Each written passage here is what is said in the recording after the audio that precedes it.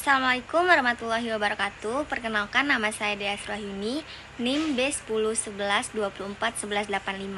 Dalam video ini saya akan menjelaskan bagaimana kita mencari uji asumsi klasik melalui Ifuse. Sebelum itu kita buka dulu aplikasi Ifuse-nya. Lalu ini kita bisa X aja ya. Kita buka file, now work file. Lalu ini kita pilih datanya date regular frequency.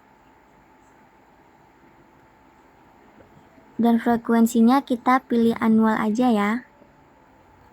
Start datanya itu 1970 dan end datanya 2022.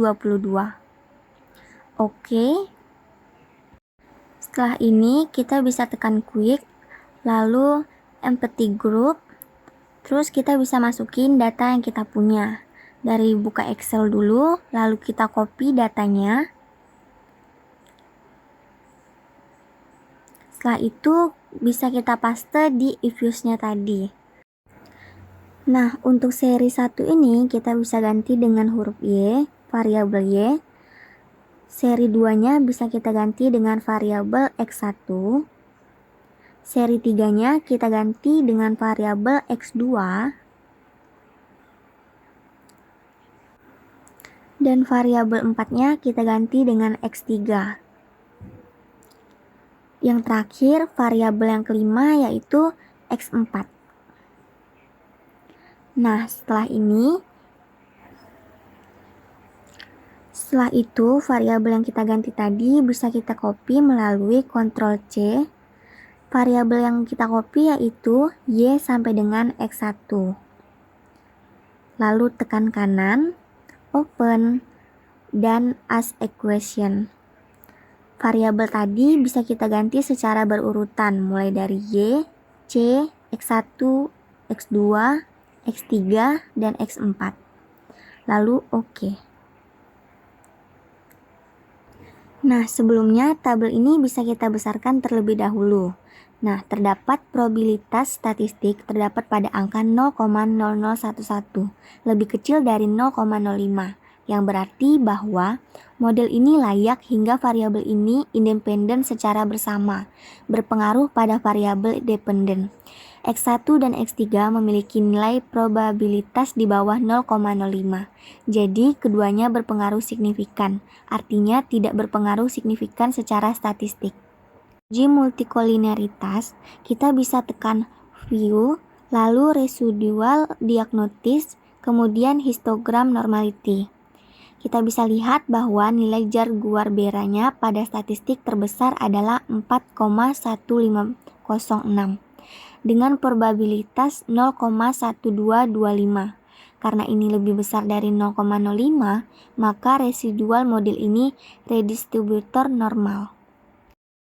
Lalu, untuk melihat uji normalitas, kita bisa tekan view, lalu residual diagnosis, kemudian serial correlation LM test. Nah, ini merupakan angka yang disarankan oleh Ifuse. Nah, kita bisa lanjutkan dengan OK. Lalu hasilnya menunjukkan bahwa nilai probabilitas OB is acquired yaitu 0,1076. Karena ini nilai lebih besar dari 0,05, bisa disimpulkan bahwa tidak ada masalah autokorelasi pada model ini. Lalu residual diagnosis, kemudian heteroskedastisitas test. Kemudian kita pilih white dan OK. Nah, hasilnya menunjukkan bahwa nilai probabilitas OB is R squared sebesar 0,225. Karena ini lebih besar dari 0,05, dapat disimpulkan bahwa tidak ada masalah heterodoksitas dalam model ini.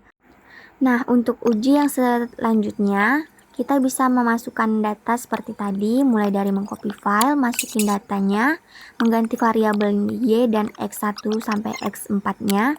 Kemudian kita copy data tersebut atau variabel tersebut. Tetapi data yang kita copy ini berbeda dari yang sebelumnya. Setelah kita copy data ini, kita open, Setelah kita open, kita lanjutkan di Ask Group. Nah, setelah Ask Group kita bisa tekan Yes. Nah, pada data ini kita bisa tekan View, lalu Converted Analysis.